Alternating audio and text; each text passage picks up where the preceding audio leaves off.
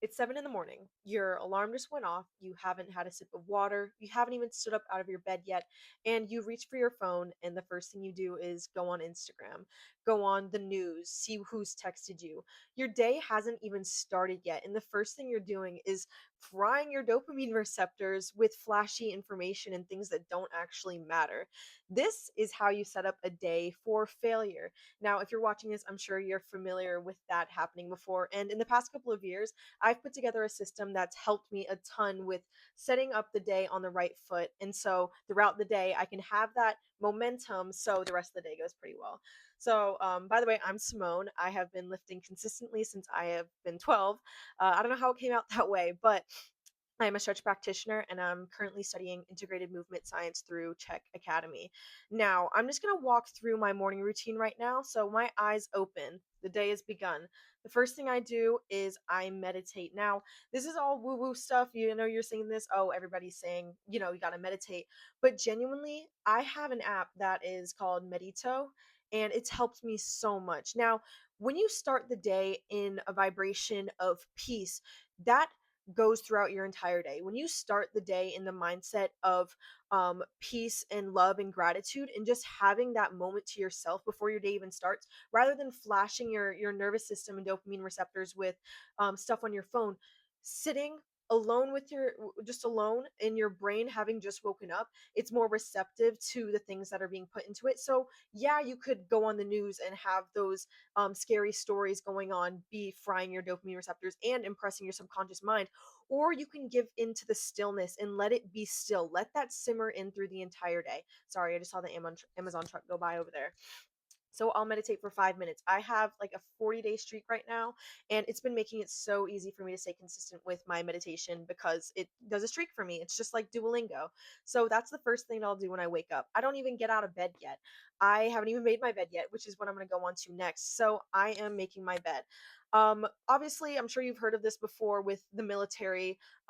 You can have integrity with everything you do in life if you start the day with integrity, and the way you do one thing is the way you do everything. If you wake up in the morning and you don't go off on the right foot, if you just step out of bed and go into your day, you have that lingering feeling in the back of your mind that, your environment isn't in par with the life that you're trying to create.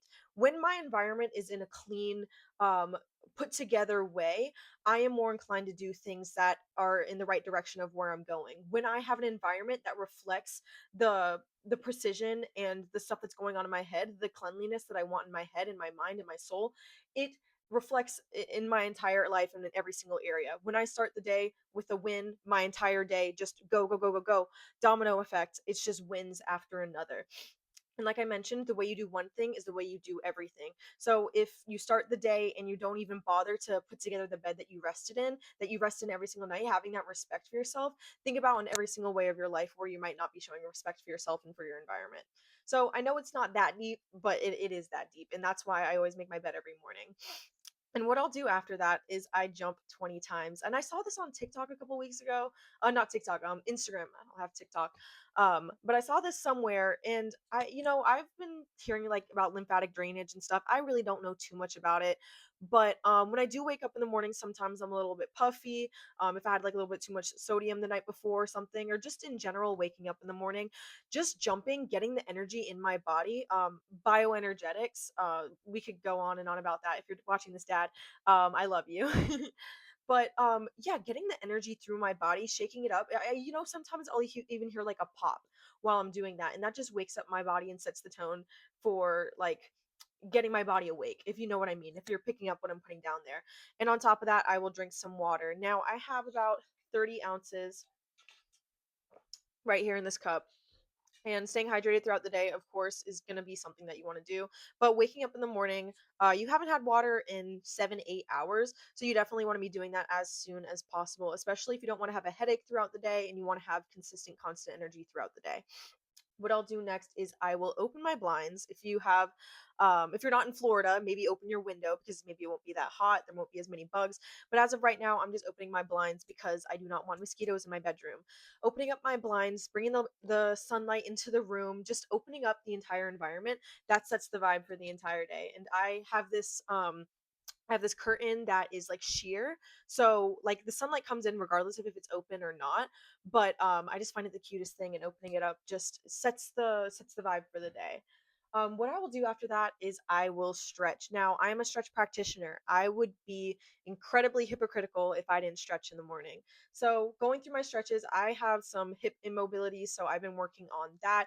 I'll do 90-90, butterfly, pigeon, piriformis, child's pose. This is all can be catered to what you want to do in regards to your imbalances. But after sleeping for 7, 8 hours, there's not too much blood flow going through your body. Just getting those light stretches in. I like to do it for about 10 minutes. I'll have like some music playing around in the background. Maybe I'll have like a YouTube video going while I do it. I try not to watch too much YouTube too early in the morning. I try to limit that until maybe like an hour or two after I wake up. But just, regardless, stretching in the morning, um waking up your entire body, like I mentioned, you just have been laying down for 8 hours. That's something you got to prioritize. After that, I will text my boyfriend and do Duolingo. So this is kind of how I habit stack. I used to have a problem where I have like an 1,000 day streak on Duolingo, but I just use all my streak freezes, and then I'll text my boyfriend like, "Hey, can you do my Duolingo for me?" So instead, every single time I text my boyfriend good morning, it's like a habit stack where immediately I'll just start doing my Duolingo. If I want to text my boyfriend, I got to do my Duolingo. So that's something I learned in Atomic Habits, where pretend you want to start taking creatine every day. Put the creatine right next to your coffee, and then every time you get your coffee, which is a habit that you already do, you're going to end up putting the creatine in it. I text my boyfriend every single morning anyway. I say, "Hey, good morning, I love you." So if I want to get more consistent with my Duolingo, get a habit that I'm already consistent with, texting my boyfriend in the morning, and add Duolingo to that. Where if I'm going to text my boyfriend, I got to do my Duolingo too. So that's something that I learned in Atomic Habits, which I found super helpful, and I've integrated in a whole bunch of different areas of my life. Now, I have a cat. Where is she? I will feed her. That's what I'll do in the morning if that applies to you. And you know what? I like to wake up early. I forced myself to like to wake up early. If you had asked me a couple years ago, after you graduate, what do you want to do? I would say I would sleep in every single day and work a night shift job. Now, that is not the truth anymore. I have not gotten off work later than 7:15 in the past 7 months. I love my early bedtimes. I love my early mornings. It just gives me that time for myself in the morning to be able to do things that I enjoy. If I had slept in more or went to bed later, I wouldn't have the time in the day to prioritize things that I want to do. Not only with content creation, going to the gym, but I love reading. And I think regardless of your hobbies and stuff, reading should definitely be something that you should bring into a habit into your life. And you know what? I was super hard on myself about reading for the longest time. I would strictly only read nonfiction books. I would only read books if it had information that would improve my life, that would like give me a mindset shift, that would teach me something.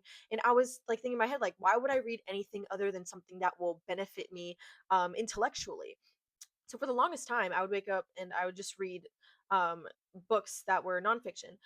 But as of lately, I have been digging back into just fiction books. Not just fiction, but fiction books. I'm currently reading Fablehaven. I know it's a children's book, but it's about like fairies and stuff. Being able to have that time in the morning, just 20 minutes. I'll make a cup of tea.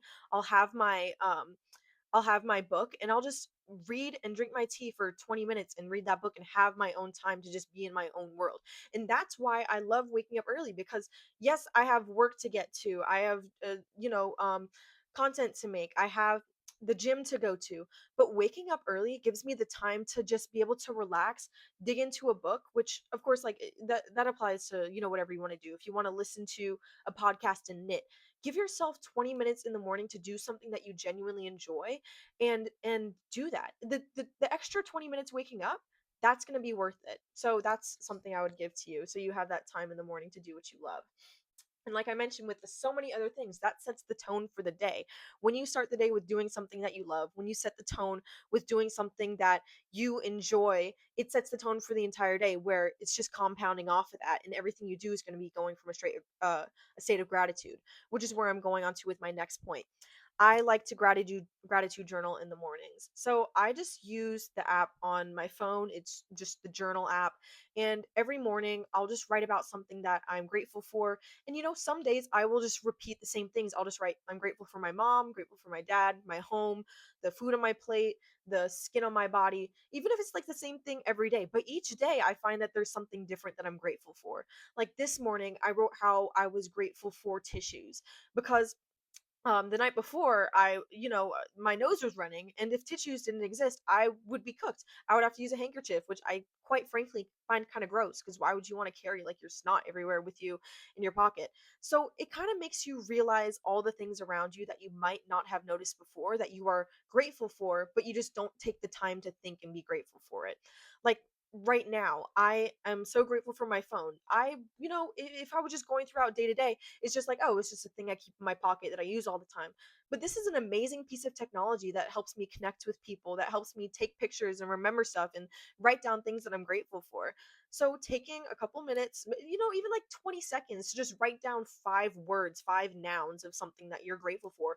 Pencils, water bottles, chicken, mom, dad.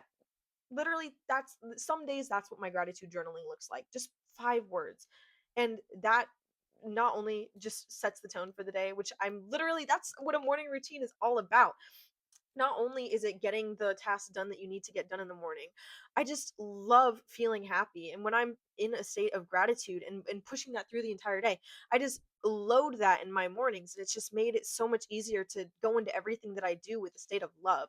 And, this morning routine isn't going to be the best for everybody. Pretend even if you're waking up early, you have more things to get to, but just take one of these things. If you don't want to gratitude journal in the morning, gratitude journal at night. If you don't want to read in the morning, just do your meditation.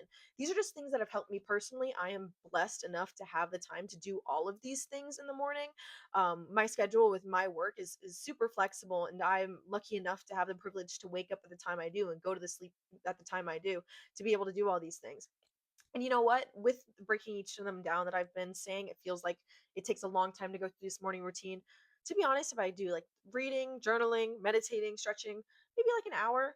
And that's before, I mean, that's including eating breakfast, which I think I'm going to get to after this. So after I read and drink my tea, and also what I'm thinking about tea is when you start the day with a warm beverage, it's not too aggressive on your digestive system. It's waking everything up and it's also hydrating you. I like a green tea in the mornings because it has a little bit of caffeine. It's not as potent as coffee, but it wakes up my mouth, it wakes up my digestive system, and sometimes it gets things moving, if you know what I mean. After that, I'll go downstairs, and I live with my mom. I live with my family. And when my mom is downstairs, I always make a point to, greet her, say good morning, give her a kiss, and I'll have my breakfast. As of lately, I have not been eating outside when I eat breakfast, but over the spring and fall months in Florida, it's the perfect weather to go outside and get sunlight in your eyes and some fresh air first thing in the morning. Uh, I'm making excuses right now because it's hot in Florida and I do not want to be outside, no matter what time of the day it is, because sometimes it's so potent in the air with the humidity in the morning. So, but regardless, I'll sit by the window, I'll have my eggs and my smoothie, excuse me, and having a high protein breakfast, high protein, high fiber. You don't have to complicate it. You don't have to complicate it. It's the overcomplicating that makes things so difficult here. I know, of course, I'm overloading you kind of with information as for my schedule in the mornings, but it feels, saying it out loud, it feels more steps than it is, because I've just been doing this for the past like couple of months. So it feels just like, oh, this is just my routine now. But if you can take anything from this video, don't feel like you have to do all of these things in the morning, or it's the end all be all, and you'll never succeed, and you'll never have a good morning routine, because that's not at all what I'm saying. What I'm saying is that these are things that have helped me in the morning. And regardless if I have work that day at 8 in the morning or 3 in the afternoon, this is something that I prioritize. I don't let my schedule make my priorities. I prioritize things on my schedule. I schedule my priorities. I don't prioritize my schedule. I heard this in that book, The 7 Habits of Effective People, where if it's something that you really care about and you prioritize, you will make time for it. I don't prioritize video games, for example. I don't prioritize playing basketball. I don't prioritize um what's a hobby? I don't prioritize knitting. If you prioritize those things, then you'll find time in your schedule for that. I prioritize reading. I prioritize journaling. I prioritize going to the gym. It's finding your priorities. If any of these things align with your priorities, if you want to meditate more, that app that I was talking about, super duper helpful. That's going to help you.